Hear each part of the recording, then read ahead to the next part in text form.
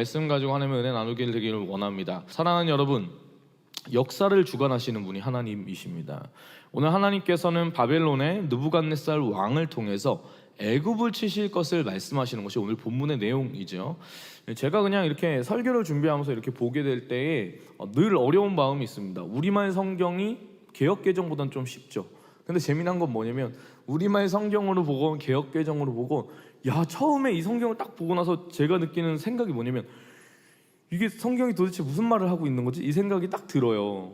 근데 그만큼 한글 성경이 보기가 어렵거든요. 사실 새벽에 이렇게 이 목사님들이 설교를 풀이해 주는 것만으로도 굉장히 많이 성경을 알아가고자 하는 되게 좋은 훈련이 되지 않을까라는 생각을 합니다.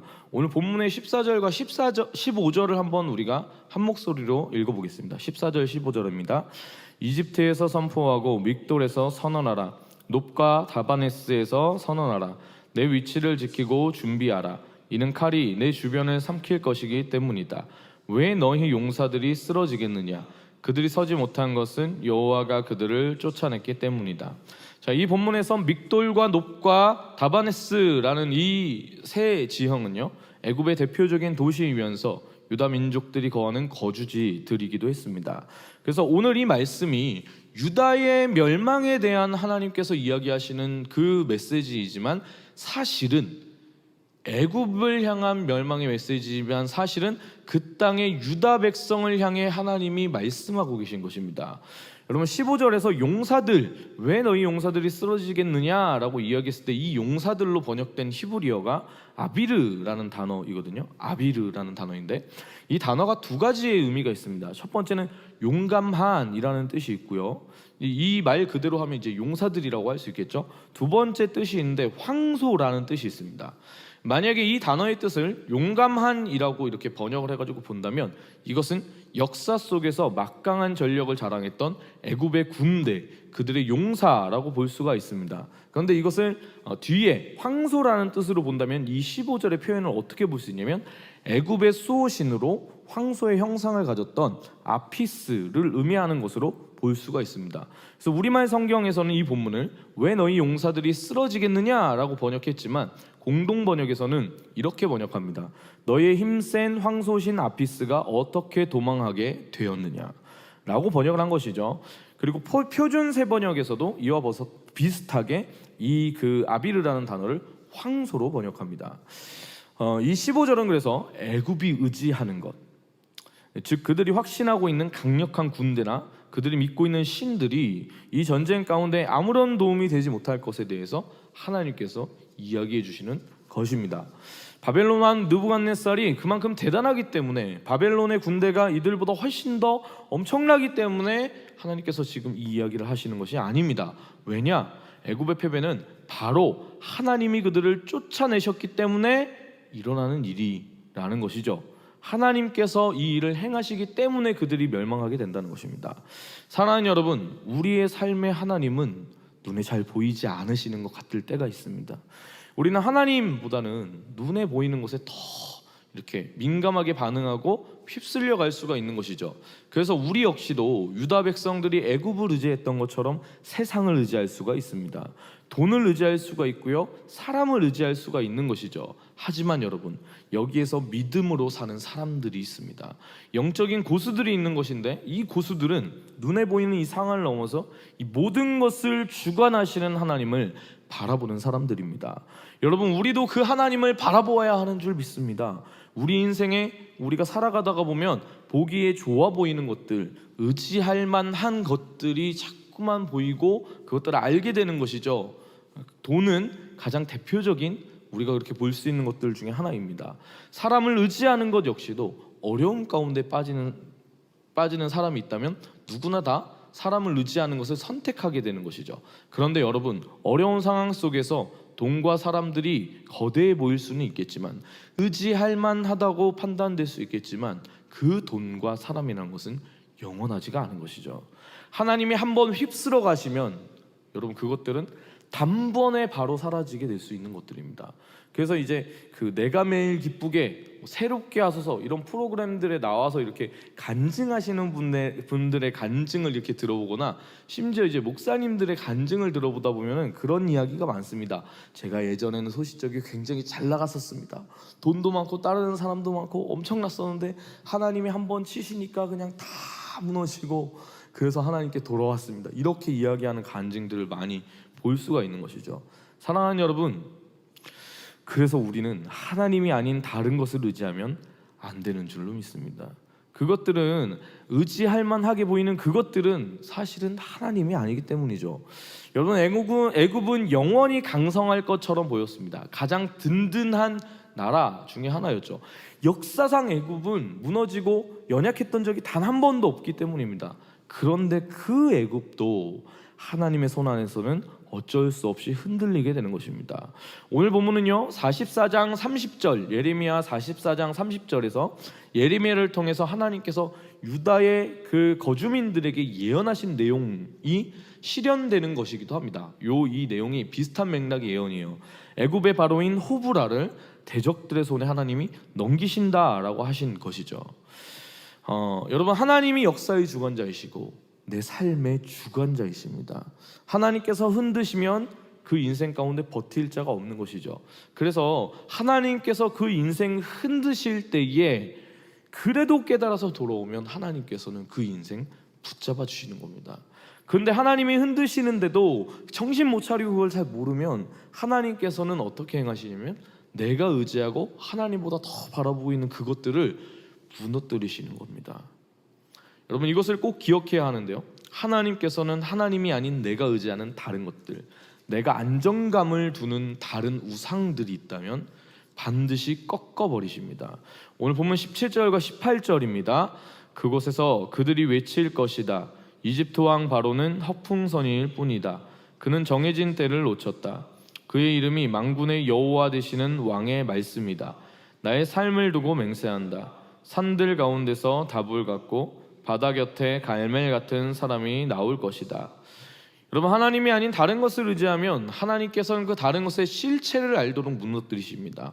바로는 왕이지만 애굽은 신정하빌, 정치와 이 종교가 통합된 곳이었기 때문에 이 바로 왕은 신으로 추앙받는 존재였습니다.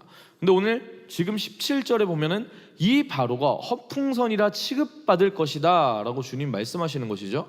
유다가 의지하려던 것은 애굽이었는데 그 실체가 드러나는 것입니다. 돈이, 사람이 우리가 살아가다 보면 그것들을 하나님보다 높이 대우할 수가 있는 것이죠. 눈에 바로 보이고 잡을 수가 있기 때문에 그렇게 할 수가 있습니다. 그래서 고난 속에서도, 어려움 속에서도 하나님보다 그것들을 의지할 수가 있어요. 그런데 여러분, 그렇게 살다 보면 결정적인 순간 알게 되는 것이 있습니다. 제가 얘기하는 것이 아니라 100이면 100 모든 사람들이 다 똑같이 얘기하고 간증하는 것이죠. 돈으로 해결할 수가 없는 것이 있구나. 그리고 보게 되는 것이 있습니다. 내가 힘들고 어려운 때 여러분 돕기로 했던 그 사람들 아무도 남아있지가 않구나. 그래서 이런 얘기가 있죠. 진실로 내 삶 가운데 참된 우정을 가진 사람, 나를 진정 아끼는 사람 누구냐? 내가 고난 가운데 있을 때 나를 떠나지 않는 사람이다. 이런 이야기를 하는 겁니다. 여러분, 인생이 우리가 감당하기 어려운 일들을 펼쳐내게 될 때가 있는데, 인생이 말을 걸어올 때가 있는데, 그러면 우리는 여태까지 우리가 보고 싶지 않았던 진실들을 직면하게 되는 겁니다. 아, 내가 바라보고 있던 것들이 우상이었구나. 그것들이 하나님이 아니었구나. 그것들이 나를 건져줄 수 없구나. 이것들을 알게 되는 겁니다. 그래서 여러분, 우리를 향해 찾아온 그 위협들은 바벨론 군대를 향한 하나님의 묘사와 같습니다. 다볼산이라는 것은 굉장히 높은 산을 얘기하는 겁니다. 이 지형 가운데 있었던 다볼산처럼 우뚝 솟은 강함, 바다 곁에 갈멜산, 이 갈멜산이라는 게 이제 그 엘리야가 850대 싸움 1의 싸움 가운데 이겼던 장소가 갈멜산이거든요. 바다 곁에 갈멜산처럼 이 바벨론의 군대가 애굽을 향해 나올 때 기세등등하게 온다는 뜻입니다. 여러분, 우리에게 하나님께서 이렇게 우리가 의지하는 그 어떤 의지하는 것들을 다 무너뜨리실 때 그때 찾아오는 위협과 어려움이 마치 이 바벨론 군대처럼 그렇게 오게 되는 거예요. 그럼 우리가 두려워지겠죠. 그런 어려움 속에 우리의 삶이 흔들리게 되는 것입니다. 하나님은 흔드시는 겁니다. 왜 흔드시죠? 우리가 하나님이 아닌 헛된 것을 의지하기 때문입니다. 오늘 본문 25절은 이렇게 이야기합니다. 제가 읽어드릴게요. 이스라엘의 하나님 만군의 여호와께서 말씀하셨다. 보라, 내가 너의 아몬과 바로와 이집트와 그의 신들과 그의 왕들 곧 바로와 바로를 의지하는 사람들을 처벌할 것이다. 여러분, 여기서 노라는 것은 애굽을 대표하는 도시인 테베를 가리키는 것입니다. 아몬은 원래 테베라는 이 도시의 수어신격의 신이었지만 애굽 전체의 주신으로 여겨지게 되었던 것이죠. 그러므로 오늘 노의 아몬의 멸망은 애굽의 멸망을 의미한다고 볼 수가 있습니다. 사랑하는 여러분, 다른 안정감을 추구하지 마십시오. 하나님이 그 헛된 우상에게 안정감을 두는 우리를 치실 것입니다. 왜냐하면 그래야 우리가 살아나기 때문입니다. 여러분, 그래서 이것을 소망하십시오. 우리가 인생 한번 살아갈 때에 하나님이 아닌 다른 것 의지하고 있다면 담대히 기도하십시오. 하나님, 내가 주님 아니라 다른 안정감 두고 있는 것들 무너지게 하여 주시옵소서. 주님, 그것들이 쓰러지게 하여 주시옵소서. 왜 그렇게 기도해야 합니까? 그래야 우리가 살 수 있게 되기 때문입니다. 철저하게 하나님을 의지하는 삶을 사는 사람이 하나님의 복을 받는 것이죠. 그래서 하나님이 우리를 흔드시는 겁니다. 왜? 그래야 우리가 살아나니까요. 그리고 그 하나님을 의지하는 사람이 현실을 직면하게 되는 겁니다. 여러분, 인간이 세상 살아갈 때의 그 삶 가운데에 늘 우리는 탓을 하고 핑계를 대는 존재입니다. 인간이 그냥 그런 존재예요. 원죄 가운데 있는 인간은 늘 핑계를 댑니다. 도망가는 어떤 구석을 찾아요. 그래가지고 늘 얘기하는 거예요. 난 그 잘 모르겠어요. 내가 이렇게 있는 거는 이런 이유 때문에 그래요. 저런 이유 때문에 그래요. 자기 합리화를 늘 한다고 제가 늘 말씀드리죠. 근데 이 하나님을 의지하는 사람, 다른 안정감을 두지 않는 사람은요, 특징이 있는데, 안정감을 다른 것에 우상을 섬기는 사람은 늘 그 핑계를 대는 거예요. 내가 이래서 그렇습니다. 내가 저래서 그렇습니다. 근데 그게 아니라 하나님을 의지하는 사람은 정확한 상황을 직면합니다. 그래서 이 세 가지 말을 하는 사람이에요. 내 잘못이네요. 내가 잘못했습니다. 내가 책임을 지겠습니다. 내가 해결하겠습니다. 왜? 그 상황을 정확하게 보니까요. 이 사람을 하나님이 사용하시는 것입니다. 그래서 이 사람이 현실 가운데 대안이 되는 것입니다. 여러분, 가정 가운데에 여러분의 부모와 여러분의 자녀와 여러분의 여러 가지 상황들 때문에 일어나는 그 모든 일들 가운데 난 어쩔 수 없다고 얘기하는 그 자리에서 벗어나서 하나님을 흔드셔서 하나님 바라보고 하나님 의지하게 만드는 사람은 아는 것입니다. 하나님, 나를 이 가정 가운데 세우셨구나. 그래서 이 사람은 과하게도 부족하지도 않게 자신을 정확하게 판단할 수가 있는 것이죠. 그리고 하나님이 회복하실 것에 대한 믿음을 가지고 고난 가운데에서도 버텨낼 수 있는 힘이 있는 것입니다. 지금 이 어려움과 고난은 너무나 힘들고 너무나 어렵고 너무나 견디기 아프지만 지나갈 것입니다. 이 고난은 잠깐이고 하나님께서는 결국 우리를 회복하시고 치유하실 것이기 때문에 우리가 버텨낼 수가 있는 것이죠. 오늘 본문의 27절과 28절을 한 목소리로 읽어보겠습니다. 27절입니다. 시작. 내 종 야곱아, 두려워하지 말라. 이스라엘아, 놀라지 말라. 보라, 내가 너를 먼 곳에서 구원하고 내 자손들을 그들의 포로된 땅에서 구원할 것이다. 야곱이 돌아와 평화와 안정을 얻을 것이니 아무도 그를 두렵게 하지 못할 것이다. 여호와의 말이다. 내 종 야곱아, 내가 너와 함께하니 두려워하지 말라. 너를 쫓아낸 모든 민족들을 내가 완전히 멸망시킬 것이나 너는 완전히 멸망시키지 않을 것이다. 그러나 내가 너를 정의로 훈계해 전혀 처벌받지 않게 하지는 않을 것이다. 야곱아, 이스라엘아. 여러분, 하나님께서는 오늘 정확하게 그 이름을 부르십니다. 하나님께서 우리를 부르실 때도 우리의 이름을 정확하게 아십니다. 여러분, 수없이 많은 인파들이 있는 공간 속에서 내가 만날 약속을 한 한 사람을 찾는 거 쉽지가 않죠. 그래서 우리는 주위를 깊게 보고 두리번 거리고 너 지금 어디 있어? 이렇게 얘기해야지 그 사람의 이름을 부를 수 있는데, 하나님께서는 지금 여러분의 그 이름을, 여러분 지금 있는 곳을 정확하게 아시고 그 이름을 정확하게 불러주시는 것입니다.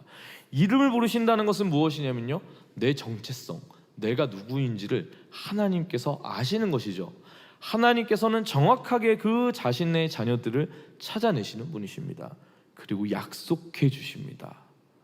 찾아내시고 우리의 상황을 정확하게 아시기 때문이죠. 뭐라고 말씀하십니까? 두려워하지 마라. 놀라지 마라 이렇게 이야기하십니다. 우리가 살면서 여러분 얼마나 많이 두려워합니까? 그리고 얼마나 많이 놀라워합니까? 그런데 그런 우리의 나약한 삶 가운데에 주님이 말씀하시는 거예요. 아무도 너를 두렵게 하지 못한다. 왜냐?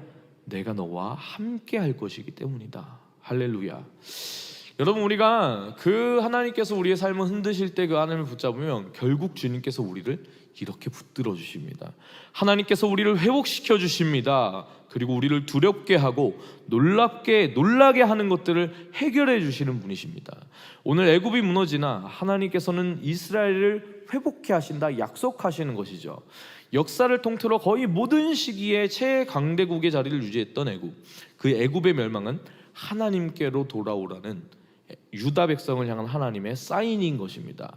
하나님께서는 전능하신 하나님이십니다. 어떠한 상황이든 여러분, 우리가 어떠한 환경 가운데 있든 간에 하나님께서 결정하시면 우리가 회복되게 되고 우리가 구원의 그 자리 가운데 나아가게 되는 것이죠.